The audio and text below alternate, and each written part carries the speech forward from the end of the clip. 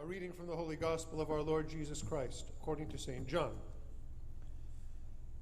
Jesus said, "Father, glorify now me in your own presence with the glory which I had with you before the world was made.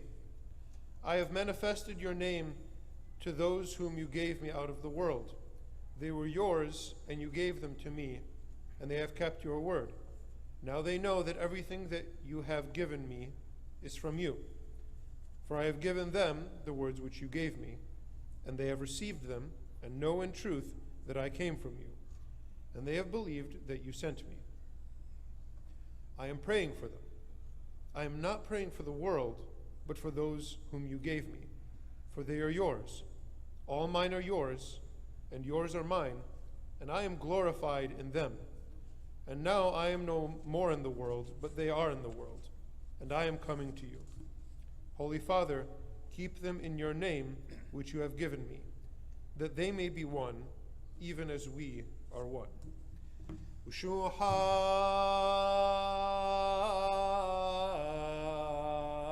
la la minaif.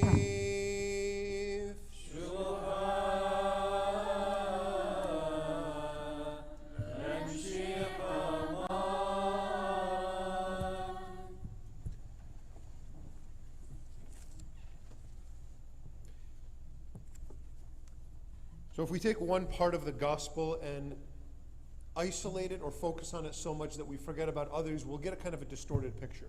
For example, Jesus has us pray in the Our Father, "Lead us not into temptation." Okay? And he says, he warns us also in Matthew and other gospels, he warns us that woe to those who lead others to sin. So lead us not into temptation. Jesus says, woe to those who are a stumbling block, who lead others to sin. So that part of the gospel is saying, yes, it's possible to encourage others to lead them to committing a sin, and it's possible to be encouraged to commit a sin. And we should avoid that situation. So yes, that's 100% right.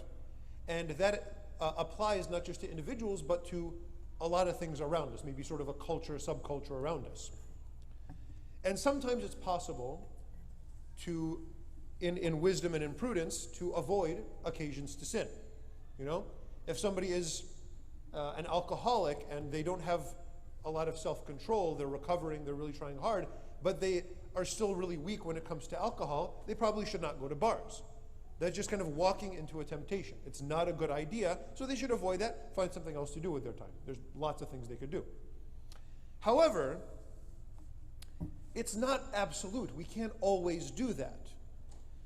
And I think if we take that part of the gospel that I just mentioned and just isolate it, we're gonna start making mistakes.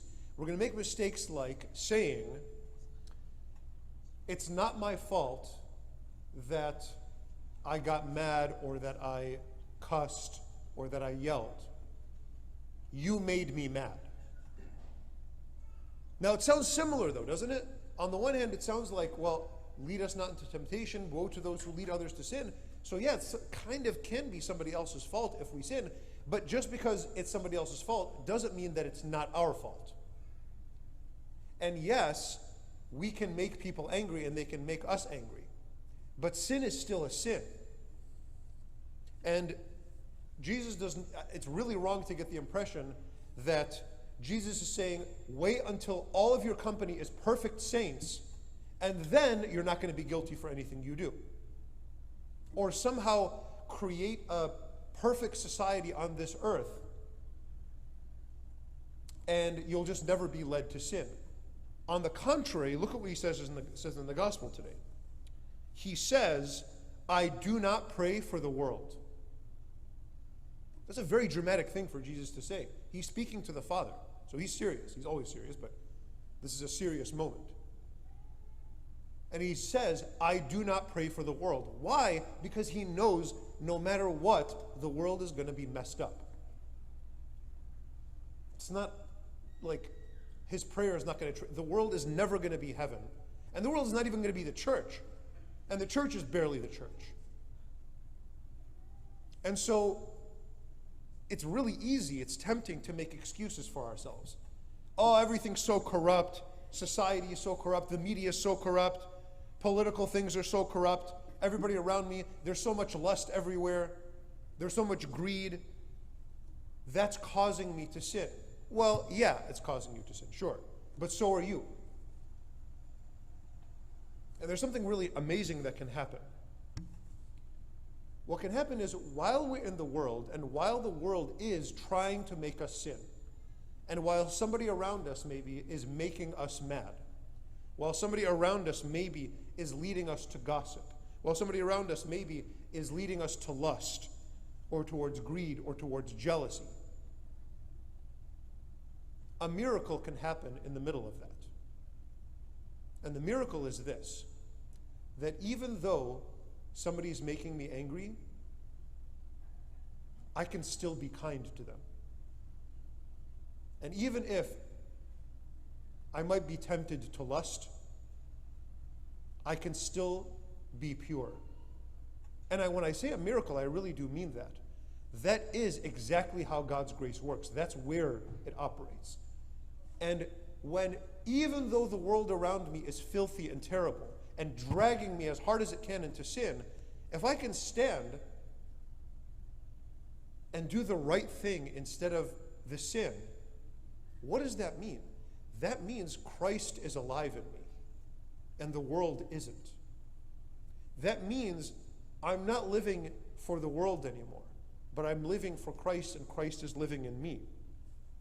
But how can we do that? Well, it's the other phrase in the gospel. Jesus says, I am praying for them. He's praying for us, but he's not praying for the world. The world is always going to be rotten, but we don't have to. And we make excuses, and it's easy and fun to make excuses. Oh, it's not my fault, it's the world, it's the people around me, it's this or it's that. No, it's not. You know why it's not? Because Christ now is interceding for you with the Father.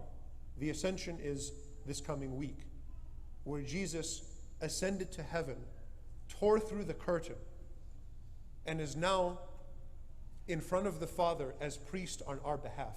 You think with Jesus Christ, the Son of God, interceding for you, you can't resist something as lousy as the world? Yes, the world is rotten, but it's so small compared to Christ.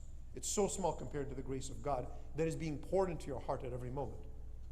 So yes, avoid leading others to sin. And yes, certainly avoid situations that might lead you to sin. But no matter what, you have no excuse. Embrace the grace of God. Ask for the grace of God. Let it be poured into your hearts, and live that life of grace, and leave the whole world behind. Let the world be the world, and you be the church, and you be a living example of the Son of God on earth. Amen.